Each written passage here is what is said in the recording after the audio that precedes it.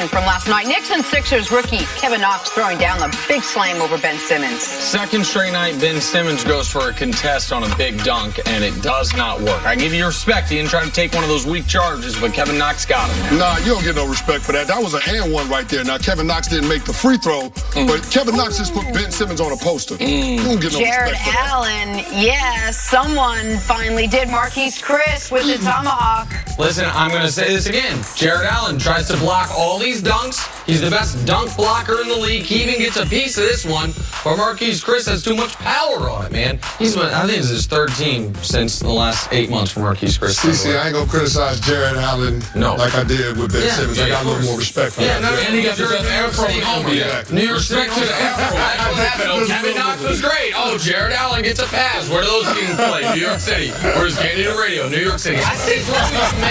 Finally, a little defense, guys. Eagles and Rockets and Josh Okogie shutting down James Harden. You don't see that often. Nice block. Oh, a little step back wasn't there. There's a great. They had Harden's number last night, man. They made Harden, and they shut him down, bro. Yeah, held him to 42. Oh, yeah. They made him work for it. See, I ain't know they like block parties in Minnesota. Yeah, they had a couple exchanges in this game now. We're getting some playoff intensity in some of these NBA games. It's a great picture of right when he blocked the shot at Kobe's eyes totally close. To the NFL now, the Ravens have agreed to trade Joe Flacco to the Broncos for what's reported to be a fourth-round pick. And that means they're fully committed to Lamar Jackson, who led Baltimore to the playoffs after going 6-1 down the stretch.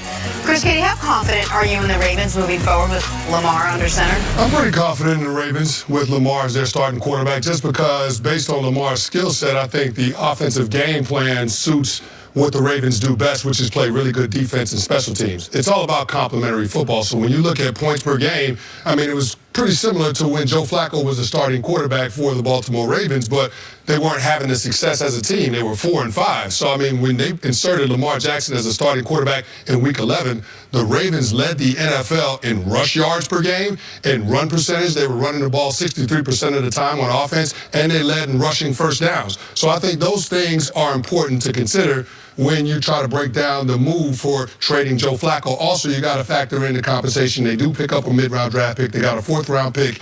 And the fact that they're able to save roughly $10 million in salary cap space, that's going to allow them to fill out the rest of their roster. So I like the moves for the Ravens. I mean, we knew this was coming when they moved up to draft Lamar Jackson in the first round.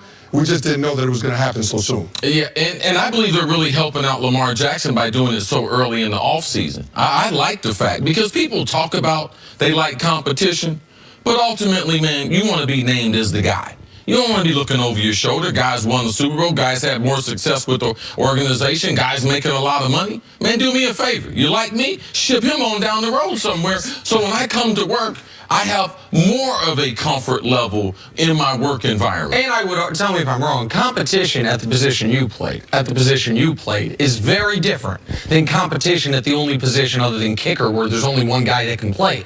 Like if you were early in your career. And I don't want to get in a throwing competition with a quarterback who's a dual threat. Like, I don't want quarterbacks in practice throwing the ball better than him every day. Right, when Lamar, so much of his utility is with his legs. Now, I got a question for both you guys.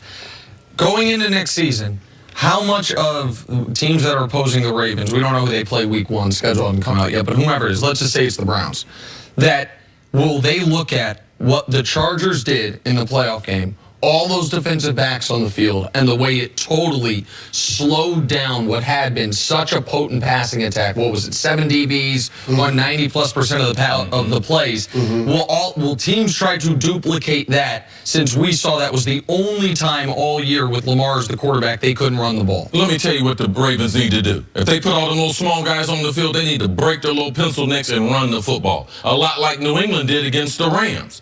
That's the counter punch to putting all those small guys on the field. Man, run the ball. Those guys aren't used to those run fits. They're not used to it. And God bless them. Thank you. God bless them, because they're going to have some injuries. That's what they. But the Ravens were trying to run the ball in that game. Why weren't they? But they ran to the edges of the defense, which plays into the hands of a defense that has 7 defensive backs on the field, because they got speed on the field. So you have to run at them and take advantage of the lack of size defensively. Like, that didn't make any sense when I was watching that game. I couldn't figure out why Marty Morningwig wouldn't decide to use that big physical offensive line and run straight at the undersized defensive front of the Los Angeles Chargers. And I believe that part of Canty, without talking to him, and I'm hoping I get this one right, Canty believes that how Baltimore, how they make their teams up, how they support their players, that being when you have a Ray Lewis, man, you need ginormous defensive tackles. So it's Ray's skill level to be able to read, recognize, and get to the football, that it will be at its maximum. So you take advantage of that. They have done that with their players. When they had Jamal Lewis and that running attack, they had a ginormous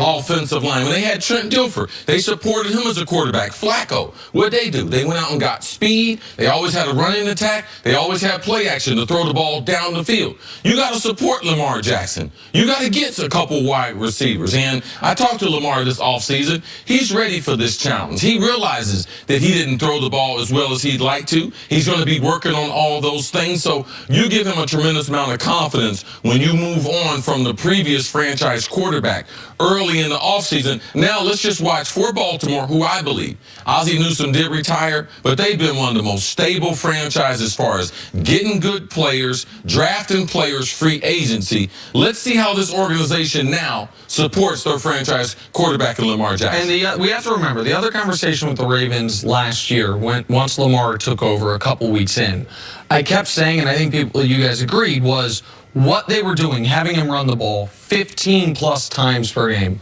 was not long-term sustainable, but it could get him through that season. I think in the last 30 years, aside from Tim Tebow games, Lamar Jackson has 4 of the 5 highest rush attempts by a quarterback in any game. And it was just in the 8 games he played last year. He had 17, 18, 20, 26 in his first game.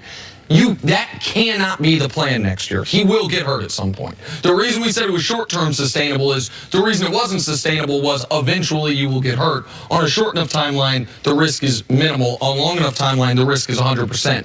So he has to get better as a passer. He can run the ball maybe 8 to 10 times a game, but he was up 18 to 20 times. That's something that cannot be the plan for the entirety of the season, in my eyes. No, I absolutely agree with you. That's not sustainable. Lamar Jackson is going to have to learn how to win from the pocket, but you have time based on the other things you have around Lamar Jackson, namely that defense and your special teams. You got 2 of the best kickers in Justin Tucker and Sam Cook in the National Football League. So, I mean, I look at this situation with the Ravens and say what they were doing with Joe Flacco in terms of the pay scale, that wasn't sustainable for them. When you're paying a quarterback $20+ million a year, he's got to be able to elevate the play of everybody around him. Like, Nick, you always talk about the Matt Ryan line. Yeah. And when you start paying quarterbacks that are below the Matt Ryan line, market value on a contract extension, then it's going to hurt your football team. That's the reason the Ravens, with Joe Flacco as a starting quarterback, only made the playoffs once since that Super Bowl run, and that was 2014. So I was there, and I understand exactly the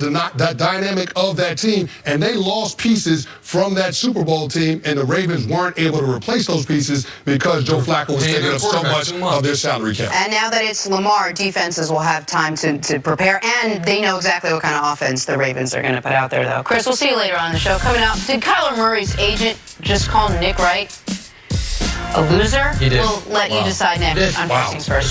That's what it said in the front. I don't think you're a loser. Listen, he beat me out for the client. My agency tried to sign Kyler. We couldn't, and now he's doing a touchdown dance on me. That's fine. So is your representation organization a subsidiary of Clutch Sports? Or? Villanova is on a mission.